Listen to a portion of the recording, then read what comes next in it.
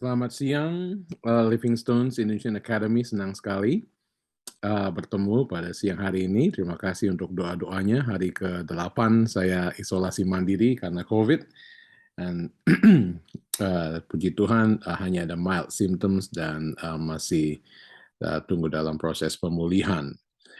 Siang hari ini kita akan belajar, dari buku ini lagi, The Present Juncture in the History of Old Testament Eschatology, dari Gerardus Voss, dan saya yakin beberapa dari kita semangat belajarnya, dan saya yakin beberapa dari kita pun bingung dengan bagian-bagian ini seperti saya juga bingung dengan beberapa bagiannya. Tapi saya ingin mengawali dengan Habakuk 1 ayat yang kelima. Lihatlah di antara bangsa-bangsa dan perhatikanlah, jadilah heran dan tercengang-cengang, sebab aku melakukan suatu pekerjaan dalam zamanmu yang tidak akan kamu percayai jika diceritakan.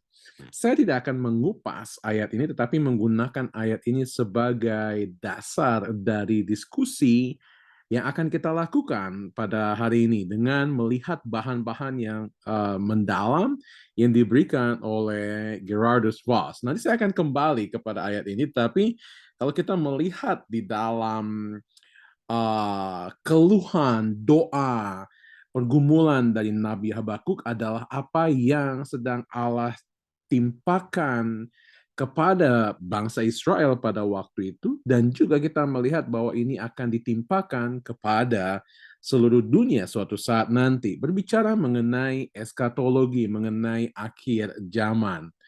Nah, kita akan melihat apa sih yang sedang dibahas dalam pelajaran ini. Kalau saya ingin memberikan summary, rangkuman dari apa yang akan kita bahas supaya Anda tahu kemana arah diskusi kita siang hari ini, adalah membahas seberapa pentingnya the significance, seberapa pentingnya bahan-bahan sumber atau sumber-sumber eskatologi yang ada di dalam perjanjian lama dalam membentuk eskatologi perjanjian lama. Nah, nanti kita akan melihat secara detail. Pada dasarnya kalau kita mau rangkum buat summary adalah seperti ini. Ada dua school of thoughts, ada dua kelompok pemikiran di Jerman pada tahun 1800-an yang berpikir bahwa bahan-bahan tersebut merupakan bahan-bahan yang tidak original dari Old Testament, tetapi merupakan pinjaman, tetapi ada yang melihat bahwa bahan-bahan ini ada dari bangsa Yahudi, tetapi sudah ada sebelum para nabi itu menyampaikan. Jadi ada dua hal yang akan kita lihat di sini, dan kita akan melihat pandangan apa yang seharusnya kita miliki bersama-sama. Jadi kalau kita melihat, Voss mengawali dengan mengatakan seperti ini. Teolog-teolog konservatif menempatkan tulisan-tulisan eskatologi perjanjian lama pada otoritas yang tinggi, sehingga mereka meyakini ada hubungan, kesinambungan, dan kesamaan antara perjanjian lama dan perjanjian baru. Nah, bagi kita termasuk dalam kelompok konservatif, eskatologi merupakan tulang punggung dari nubuatan dan agama Yahudi, agama dalam perjanjian lama, karena perjanjian lama dipelajari pada utamanya sebagai penjelasan dari perjanjian baru. Jadi perjanjian lama merupakan, ada yang mengatakan perjanjian lama merupakan shadow dari perjanjian baru. Tanpa perjanjian lama kita tidak dapat memahami korban-korban yang ada di dalam perjanjian baru. Kalau kita melihat hubungannya dalam kitab Ibrani khususnya, Anda tidak dapat memahami kitab Ibrani tanpa memahami kitab-kitab dalam perjanjian lama. Kitab Roma pun demikian. Jadi ada banyak hal yang melihat bahwa kalau kita mau memahami perjanjian baru, harus memahami perjanjian lama, dan oleh karenanya keduanya ada hubungan, kesinambungan, dan kesamaan. Lalu kemudian Voss juga mengatakan umat Allah dalam perjanjian baru merupakan subjek dari nubuatan yang sudah diprediksikan. Jadi bahwa gereja merupakan subjek pelaku dari eskatologi nanti, dari nubuatan-nubuatan yang akan dilakukan nanti, dan kita masuk ke dalam bagiannya. Jadi ini saya sampaikan tadi, ada dua pandangan yang berkembang dalam sejarah eskatologi perjanjian lama. Yang pertama adalah The School of Wellhausen dari nama Julius Wellhausen, dan yang kedua The School of Gunkel and Grassmann. Kurang lebih ngomongnya seperti itu, bahasa orang-orang Jerman. Nah, saya ingin memberikan informasi dulu, ini tidak ada di dalam buku, tetapi ketiga orang yang akan kita sebutkan namanya di sini, termasuk di dalam, baca sendiri bahasa Jermannya, saya nggak mau mencoba, tetapi di dalam bahasa Inggris, History of Religion School, atau sekolah, atau kelompok pemikir yang melihat agama bagian dari sejarah. History of Religion School adalah suatu pendekatan yang berkembang di Jerman di dalam penelitian literatur Alkitab yang memberikan penekanan, perhatikan, bahwa Alkitab dan ide-ide pengajaran yang terdapat di dalamnya merupakan produk dari situasi sosial dan kebudayaan pada masa itu. Oke? Dan dari sinilah kemudian hadir apa yang kemudian dikenal dengan higher criticism, yang menggunakan historical criticism dan form criticism, dan metode-metode lain dalam penelitian perjanjian lama dan perjanjian baru. Nah, kita nggak akan membahas hal ini, tapi kita tahu saja bahwa tiga orang ini, Gunkel, Gressman, dan Wellhausen, belongs to this history of religion school, sehingga pendekatan-pendekatan mereka berbeda dengan apa yang kita selama ini belajar, kita selama ini dengar dari pengkhotbah-pengkhotbah kita di sini.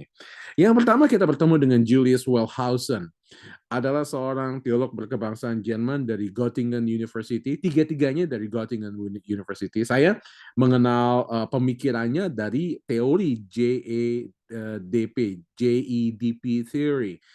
JEDP theory adalah teori yang secara singkat mengatakan bahwa Musa bukanlah penulis utama dari 5 kitab Pentateuch, Kejadian, Keluaran, Imamat, Bilangan, Ulangan. Kita percaya bahwa itu ditulis oleh Musa. Ada bagian-bagian lain, beberapa ayat yang ditulis oleh imam-imam yang lain, tetapi pada dasarnya ditulis oleh Musa. Tetapi Wellhausen melihat dari unsur-unsur yang ada di situ dan mengembangkan satu teori bahwa ada 4 faktor JEDP yang menjadi sumber dari kitab-kitab Musa tersebut. Nah, dalam hubungannya dengan pelajaran kita pada siang hari ini, menurut Wellhausen, sejarah keagamaan Israel harus ditafsirkan berdasarkan asal muasalnya, pengembangannya, dan filosofinya. Nah, bagi dia, nilai keagamaan perjanjian lama terdapat di dalam etika monoteistik dan bukan eskatologi, karena bagi Wellhausen, eskatologi bukanlah yang menjadi esensial di dalam perjanjian lama, betul, dalam perjanjian lama. Jadi memberikan penekanan kepada khotbah-khotbah, nubuatan-nubuatan yang bersifat etika yang disampaikan oleh para nabi dan bukan kepada elemen-elemen eskatologi yang disebutkan oleh para nabi tersebut.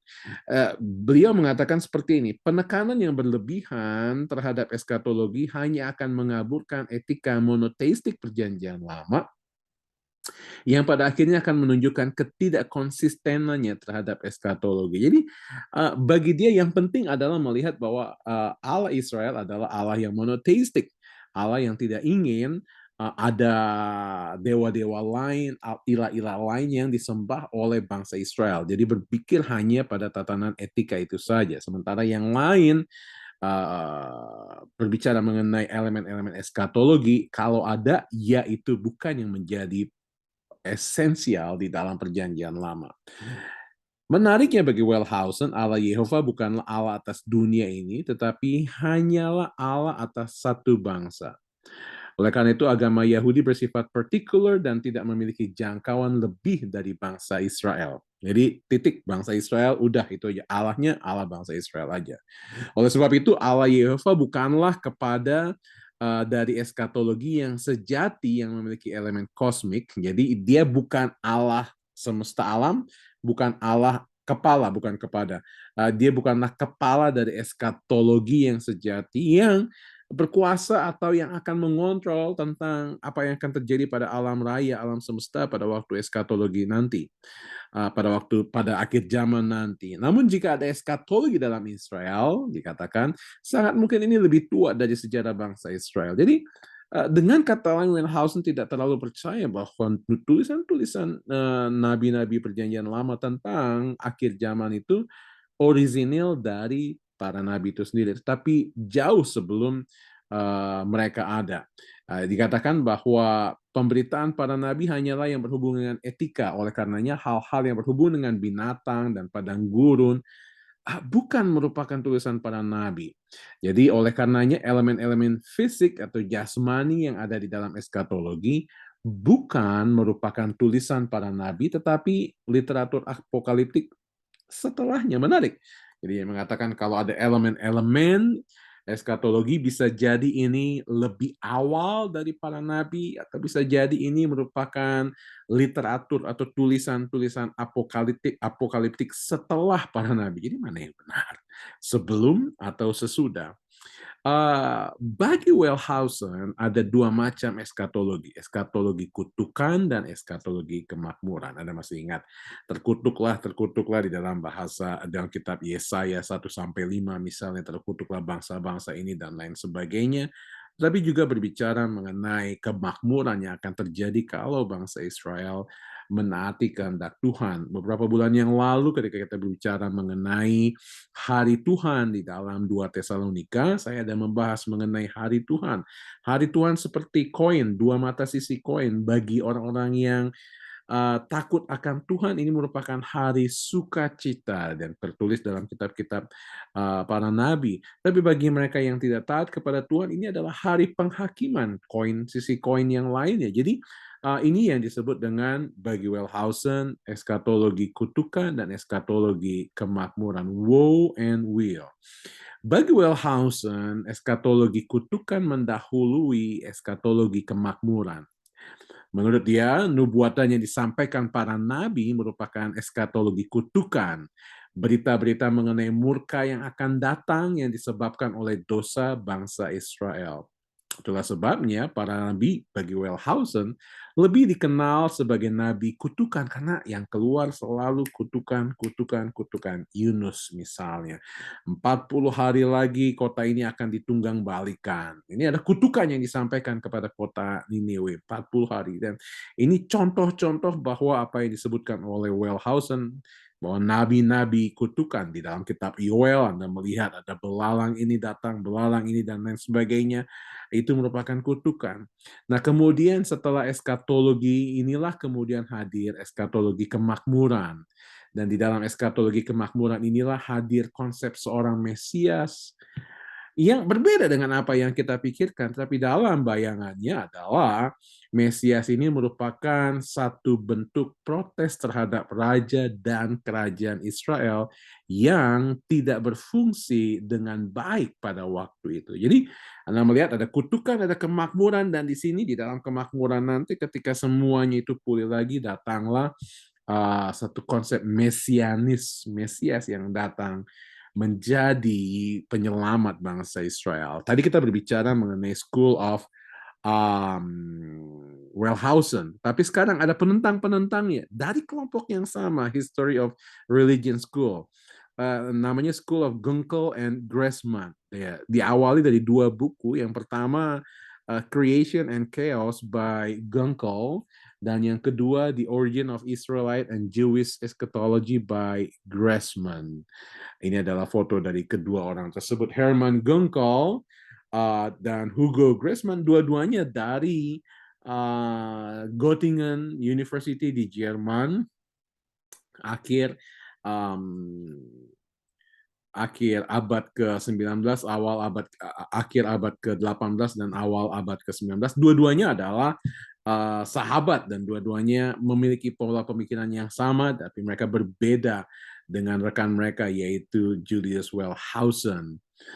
Bagi mereka ketika melihat tulisan-tulisan tentang akhir zaman yang ada di dalam Perjanjian Lama, mereka meyakini ada pengaruh dari Babylonian yang sangat kuat di dalam kehidupan bangsa Israel. Nah, satu hal yang membedakan Gunkel dan Gressman dengan Wellhausen adalah bagaimana mereka melakukan konstruksi filosofis. Mereka berpendapat bahwa eskatologi Israel lebih tua daripada nubuatan para nabi. Tetapi yang dikritik oleh Gerardus Voss, penulis dari buku yang kita baca, bahwa keduanya G&G Gunkel dan Grassman seringkali melihat apa yang implisit daripada apa yang eksplisit, apa yang ditulis oleh teks. Atau bahasa Inggrisnya, Gunkel dan Grassman reading between the lines. Bagi Gunkel dan Grassman ketika mereka mengkritik Wellhausen, mereka mengatakan bahwa penekanan yang diberikan oleh Wellhausen adalah tentang kapannya, ya, bukan dari mananya. Jadi, kapan? Misalnya peristiwa ini terjadi sebelum para nabi. Nubuat ini dari para nabi dikatakan sebelum pre-prophetic writings. Tetapi bagi Gunkel and Grassman yang lebih penting adalah mencari dari mana sumbernya itu. Sebabnya mereka meyakini karena pengaruh Babel sangat kuat. Baik ketika mereka dalam hal ini bangsa Israel dibuang ke Babel maupun sebelumnya, mereka lebih cenderung untuk berpikir tentang dari mana konsep-konsep itu, dari mana tulisan-tulisan itu berasal, dan bukan sekedar kapan tulisan-tulisan itu ditulis oleh para nabi. Nah, berikut merupakan elemen dari skema analisa Gunkel dan Grassman. Jadi mereka melakukan 3 hal ini. Yang pertama, penemuan eksegesa digunakan untuk menunjukkan keberadaan materi eskatologi purba yang ada pada agama Yahudi. Maksudnya purba di sini adalah ancient. Maksudnya ancient adalah ini jauh lebih awal dari para nabi. Oke? Jadi mereka melihat kata-kata, kalimat-kalimat ayat tersebut dan membuktikan bahwa sebelum para nabi sudah ada semuanya ini. Lalu kemudian mereka melakukan hipotesa bahwa elemen ini merupakan import dari Babel. Oke? Ingat Babel pada zaman akhir dari kerajaan Israel begitu berkuasa sampai kemudian mereka menawan orang-orang Israel sampai ke sana. Dan kalau kita punya banyak waktu, kita tidak dapat pungkiri ada unsur-unsur pinjaman juga di situ yang tidak terlepas dari, saya ingin tekankan, tidak terlepas dari pengilhaman Roh Kudus. Kita akan bahas mengenai hal itu nanti. Lalu kemudian agar dapat dipakai, maka bahan-bahan ini dikembangkan dalam bentuk non-etika yang kemudian diyakini dietikakan oleh para nabi. Jadi para nabi melihat sumber-sumber ini, pinjaman-pinjaman tersebut, dan menjadikannya sebagai bahan khotbah, bahan pemberitaan dari mereka. Oke, contohnya nanti kita akan lihat beberapa di sini. Voss berpendapat bahwa ketiganya tidak berhubungan, sementara Wellhausen meyakini bahwa tidak ada eskatologi dalam tulisan para nabi, tetapi Gunkel dan Grassman bersikeras berpendapat bahwa terdapat eskatologi di dalamnya. Ingat, tadi kita lihat Wellhausen pada awalnya mengatakan, oh tidak, eskatologi bukanlah yang paling penting adalah pemberitaan etika yang disampaikan oleh para nabi. Perbedaan kedua. Lalu ini kita akan melihat contoh akan apa yang ditemukan oleh Gunkel dan Grassman melalui induksi eksegesa adalah kemudian ditemukan eskatologi pra para nabi. Bagi mereka meyakini bahwa sebelum Nabi Amos, bangsa Israel telah memiliki eskatologi yang berhubungan dengan penyembahan kepada Allah. Contoh-contoh apa yang diucapkan oleh Amos, misalnya dalam Amos 5 ayat 18, mereka berkata, celakalah mereka yang menginginkan hari Tuhan. Apakah gunanya hari Tuhan itu? Hari itu kegelapan dan bukan terang. Konsep mengenai terang dan gelap. Konsep ini juga ada dalam disertasi saya menemukan konsep yang dimiliki oleh Zoroastrianisme dari Iran, dari Babel pada waktu itu. Pertempuran antara terang dan gelap. Amos 6 ayat 3. Hai kamu yang menganggap jauh dari malapetaka tetapi mendekatkan pemerintahan kekerasan. Jadi mereka melihat di sini ada dua sisi eskatologi, kutuk dan kemakmuran juga. Jadi walaupun beberapa berpikir bahwa kegelapan yang dimaksudkan oleh Amos untuk bangsa-bangsa lain, tetapi kalau melihat dari Amos 6 ayat 3 dan Yesaya 5 ayat 19, bahwa hari yang jahat ini adalah hari yang akan datang juga kepada bangsa Israel.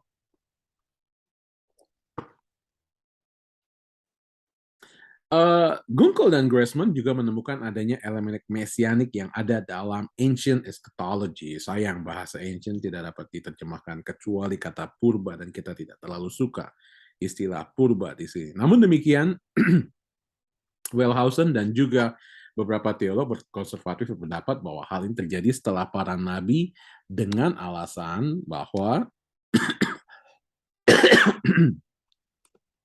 um, bahwa ini adalah eskatologi dari dari Gunkel dan Grassman. Yang pertama, mereka berpendapat bahwa eskatologi yang ada dalam perjanjian lama adalah pra nabi-nabi. Sebelum para nabi sudah ada. Ada elemen fisik yang ada pada nubuatan awal, yang dimaksud dengan elemen fisik itu ada um, binatang, padang gurun, dan lain sebagainya. Lalu mereka juga berpikir mengenai dua sisi eskatologi tadi, lalu eskatologi yang bersifat universal, dan adanya figur Mesias yang akan terjadi di dalam di dalam akhir zaman tersebut. Walaupun Grassman berpendapat bahwa sumber dari eskatologi di dalam perjanjian lama adalah Babel, Voss berpendapat, dan ini penting, tolong diperhatikan, bahwa ini merupakan tradisi Israel yang bersumber kepada pewahyuan.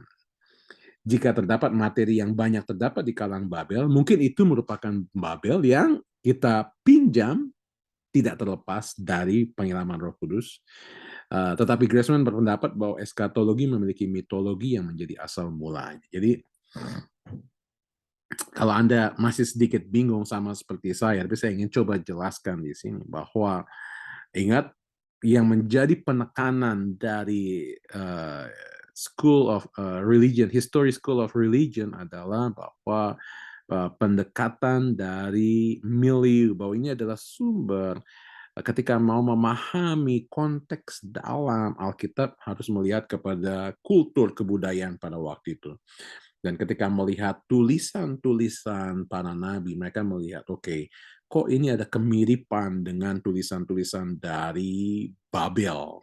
Dan mereka meyakini, oke, kalau begitu ini merupakan import, mereka meniru dari Babel. Nah, nanti saya akan jelaskan di dalam kesimpulan saya mengapa hal ini berbahaya dan bagi kita. Oke, ini dia. Saya sampai kepada apa aplikasinya untuk kita.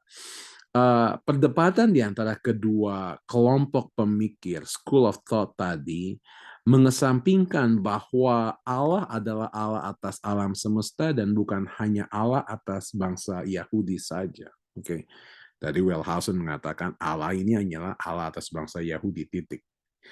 Nggak berkuasa atas alam semesta dan apapun yang terjadi tidak akan berlaku atas dunia ini. Tidak ada cosmic eschatology di situ.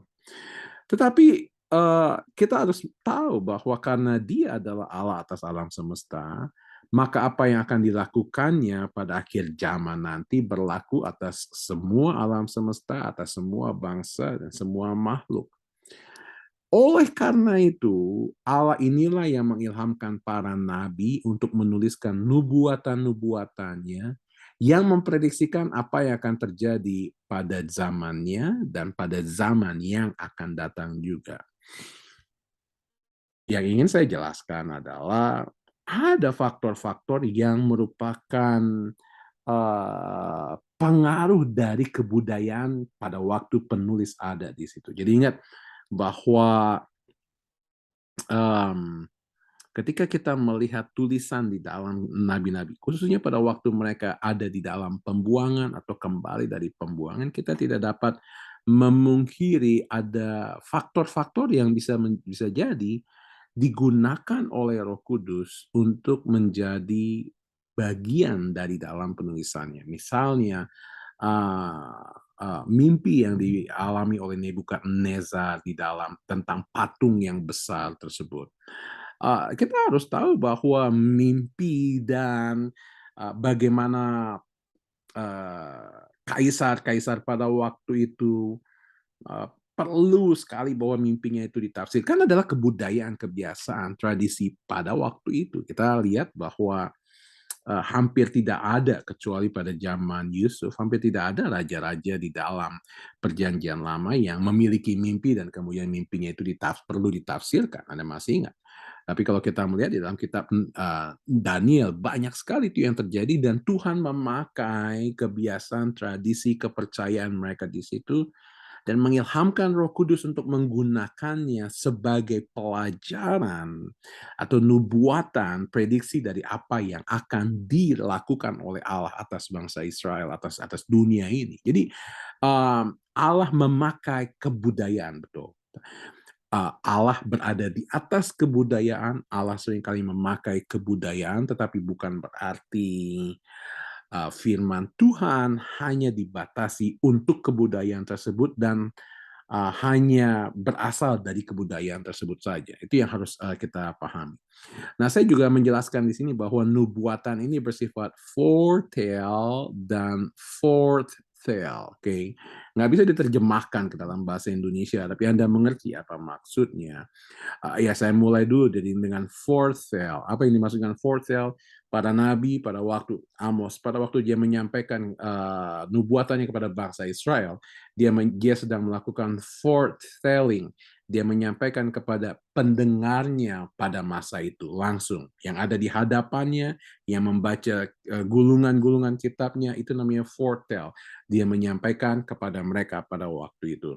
Tetapi nubuatan ini juga adalah foretell, menyampaikan sesuatu yang akan terjadi di masa yang akan datang.